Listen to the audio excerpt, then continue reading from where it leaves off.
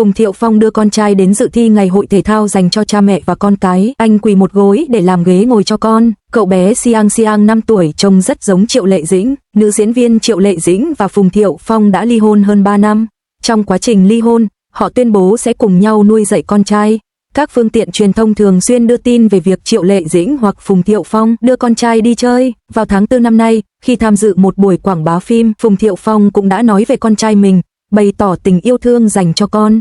Mỗi tương tác với con đều thể hiện tình cảm của anh dành cho con. Mới đây, vào ngày 11 tháng 5, các phương tiện truyền thông đưa tin Phùng Thiệu Phong đã đưa con trai đến một ngày hội thể thao dành cho cha mẹ và con cái. Phùng Thiệu Phong được nhìn thấy đội mũ và đeo khẩu trang, giữ vẻ kín đáo. Cậu con trai 5 tuổi của anh, Xiang Xiang, với mái tóc cắt ngắn và kính râm, trông khá ngầu. Khuôn mặt cậu bé quả thực rất giống Triệu Lệ Dĩnh. Sau khi chơi xong, Phùng Thiệu Phong quỳ xuống đất, làm ghế sofa để con trai ngồi trên đùi mình. Sau khi nghỉ ngơi, anh mở chai nước cho con trai uống, thể hiện tình yêu thương của người cha. Sau ngày hội thể thao, Phùng Thiệu Phong nắm chặt tay con trai băng qua đường trước khi cùng trợ lý rời đi. Hơn nữa, vào tháng 6 năm ngoái, truyền thông đã chụp ảnh Triệu Lệ Dĩnh và Phùng Thiệu Phong ăn tối cùng con trai, cho thấy dù đã ly hôn, họ vẫn thường xuyên ở bên nhau vì con trai. Suy cho cùng, hạnh phúc lớn nhất của một đứa trẻ đến từ sự hiện diện của cả cha lẫn mẹ.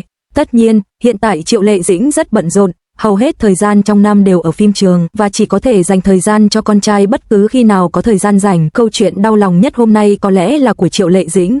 Cô ấy lại một lần nữa phải van xin sự giúp đỡ. Không phải van xin đạo diễn cho cô ấy cơ hội, cũng không phải van xin nhà đầu tư cung cấp nguồn lực, mà là van xin giới truyền thông một lần nữa, bởi vì cô ấy và con mình lại bị theo dõi và chụp ảnh. Đây là lần thứ 2 trong năm nay cô ấy công khai lên tiếng, hy vọng giới truyền thông sẽ để yên cho đứa con nhỏ của mình.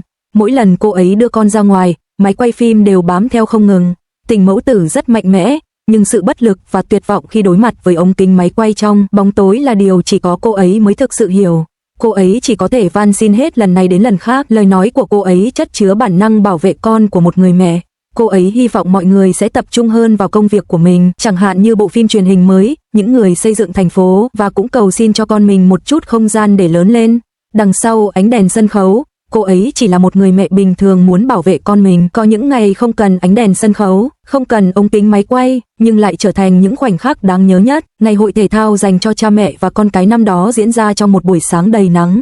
Không khí rộn ràng, tiếng cười của trẻ con vang lên khắp sân trường, và giữa rất nhiều phụ huynh bình thường có một người cha đặc biệt xuất hiện, Phùng Thiệu Phong. Một buổi sáng rất khác, anh không xuất hiện với phong cách của một ngôi sao, không có trợ lý đi cùng, không có trang phục cầu kỳ, chỉ là một chiếc áo thể thao đơn giản, quần dài thoải mái và giày thể thao. Bên cạnh anh là cậu con trai nhỏ, cậu bé nắm tay cha, ánh mắt đầy háo hức khi nhìn thấy sân vận động đầy màu sắc. Khi một người cha không còn là người nổi tiếng ở những nơi như thế này, danh tiếng gần như không còn quan trọng. Không ai gọi anh là diễn viên, không ai quan tâm đến phim ảnh. Ở đó, anh chỉ có một vai trò duy nhất, một người cha tham gia ngày hội cùng con. Phùng Thiệu Phong cúi xuống chỉnh lại mũ cho cậu bé. Hành động rất nhỏ nhưng lại mang một cảm giác rất thật. Sân trường nơi bắt đầu những ký ức. Ngày hội thể thao được tổ chức trong sân trường. Những dải cờ nhiều màu sắc treo dọc theo khán đài. Các lớp học được chia thành từng khu vực. Phụ huynh và học sinh đứng cùng nhau, chuẩn bị cho các trò chơi. Không khí không quá ồn ào, nhưng luôn tràn đầy năng lượng. Cậu bé nhỏ và sự háo hức con trai của Phùng Thiệu Phong dường như rất mong chờ ngày này. Cậu liên tục hỏi cha, bao giờ bắt đầu vậy ba, con có được chạy không? Những câu hỏi đơn giản, lặp đi lặp lại, nhưng lại khiến người cha bật cười. Phùng Thiệu Phong xoa đầu con, chút nữa thôi, mình sẽ cùng chơi. Những trò chơi đầu tiên là chạy tiếp sức giữa cha mẹ và con cái. Mỗi đội gồm một phụ huynh và một đứa trẻ. Cậu bé đứng ở vạch xuất phát, tay cầm chiếc cờ nhỏ. Phùng Thiệu Phong đứng phía sau, cúi người xuống ngang tầm con. Anh nói điều gì đó rất nhỏ, có lẽ là một lời động viên. Khoảnh khắc bắt đầu, khi hiệu lệnh vang lên, cậu bé chạy, những bước chân nhỏ nhưng rất nhanh. Phùng Thiệu Phong chạy phía sau, không quá vội vàng, nhưng luôn giữ khoảng cách đủ gần. Không phải để thắng, mà để đi cùng con. Một hình ảnh rất khác đối với nhiều người. Hình ảnh này khá lạ, một diễn viên nổi tiếng chạy trên sân trường, cười, thở dốc và cổ vũ con. Không có sự hoàn hảo, không có hình tượng, chỉ có sự chân thật. Khi niềm vui quan trọng hơn kết quả, cậu bé không về nhất, thậm chí còn hơi chậm, nhưng khi về đích, cậu quay lại nhìn cha, ánh mắt chờ đợi. Phùng Thiệu Phong giơ ngón tay cái, con làm tốt lắm. Câu nói ấy khiến cậu bé cười rất tươi. Một buổi sáng bình thường, nhưng đáng nhớ. Ngày hội thể thao tiếp tục với nhiều trò chơi khác, nhảy bao bố, kéo co, chuyền bóng. Phùng Thiệu Phong tham gia hầu hết các hoạt động cùng con. có lúc thắng, có lúc thua, nhưng điều quan trọng không nằm ở kết quả, mà nằm ở việc cả hai ở bên nhau, không có máy quay chuyên nghiệp, không có ánh đèn sân khấu, nhưng buổi sáng hôm đó lại giống như một bộ phim rất thật. Một bộ phim không có kịch bản, chỉ có cảm xúc. Sau vài trò chơi đầu tiên, không khí trên sân trường ngày càng náo nhiệt. Tiếng cổ vũ vang lên từ khán đài, những lá cờ nhỏ được vẫy liên tục, trẻ con chạy nhảy, phụ huynh cười nói. Phùng Thiệu Phong lúc này đang đứng cùng con trai ở khu vực nghỉ giữa các lượt thi. Cậu bé vẫn còn thở hơi nhanh sau phần chạy tiếp sức. Anh đưa nước cho con, một khoảnh khắc rất bình thường, cho đến khi một ánh nhìn bất chợt cậu bé bỗng quay đầu về phía khán đài, như thể cậu vừa nhìn thấy điều gì đó quen thuộc. Ánh mắt cậu dừng lại, không chớp, rồi đột nhiên, gương mặt cậu thay đổi, từ tò mò chuyển sang bất ngờ. Sự xuất hiện không báo trước giữa rất nhiều phụ huynh đang ngồi trên khán đài. Có một người phụ nữ đội mũ, đeo kính, ăn mặc giản dị, nhưng với cậu bé, không cần nhìn rõ, cậu vẫn nhận ra ngay, đó là Triệu Lệ Dĩnh. Khoảnh khắc cậu bé gọi, mẹ, không cần suy nghĩ, cậu bé buông tay cha ra, rồi chạy về phía khán đài. Mẹ, tiếng gọi vang lên giữa sân trường, không quá lớn, nhưng đủ để khiến những người gần đó quay lại. Phản ứng của Phùng Thiệu Phong đứng lại trong vài giây, ánh mắt anh hướng theo con, rồi dừng lại ở người phụ nữ trên khán đài, không bất ngờ hoàn toàn, nhưng cũng không phải là điều anh đã chuẩn bị sẵn. Anh không bước tới ngay, chỉ đứng đó, nhìn. Một cuộc gặp gỡ rất nhẹ. Triệu Lệ Dĩnh cúi xuống khi cậu bé chạy tới, cô ôm con, không quá lâu, không quá phô trương, nhưng đủ để thấy rằng cô đã đến đây không phải vì ngẫu nhiên.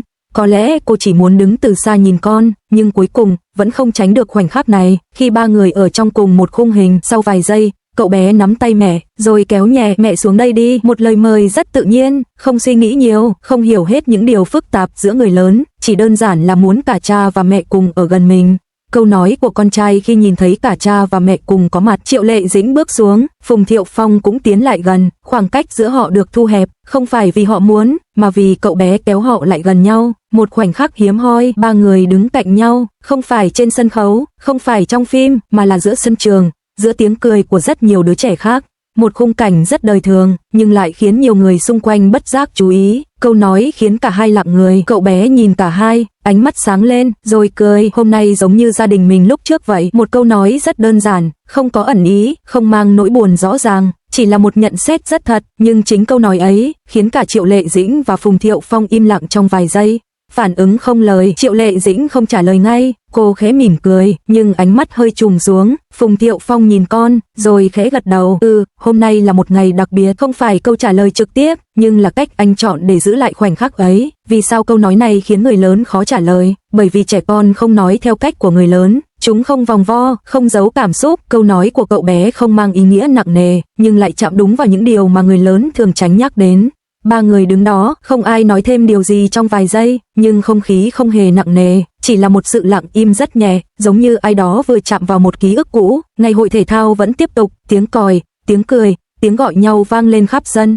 Nhưng đối với cậu bé, khoảnh khắc cha và mẹ cùng đứng cạnh mình, có lẽ đã là phần đẹp nhất của ngày hội.